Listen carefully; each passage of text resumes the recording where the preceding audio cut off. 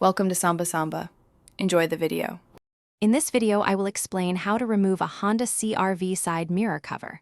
First, gather your tools. You'll need a plastic trim removal tool and a small flathead screwdriver. Make sure your workspace is well lit and the vehicle is stable. It's important to protect your vehicle's paint, so consider applying painter's tape around the mirror housing. The cover is primarily held by several clips, so a gentle but firm approach is key to avoid damage during removal. Next, you'll need to carefully pry the mirror glass itself. Adjust the mirror glass to create a gap, usually at the top or bottom edge.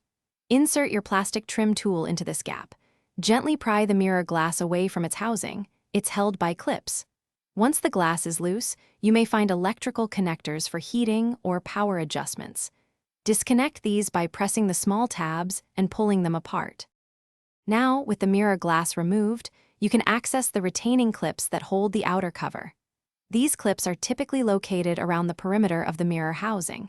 Use your plastic trim tool to carefully disengage each clip. Work your way around the cover, applying gentle pressure to release each attachment point. Take your time to avoid breaking any clips.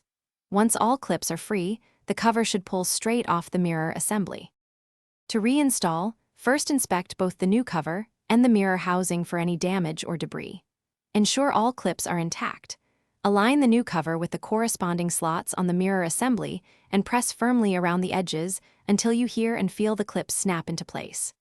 Reconnect any electrical connectors for the mirror glass before carefully pressing the glass back into its housing. For more helpful tips and great deals, check the description below. And remember to stay hydrated with an O'Ala water bottle. Thanks for watching. Consider subscribing if we helped you.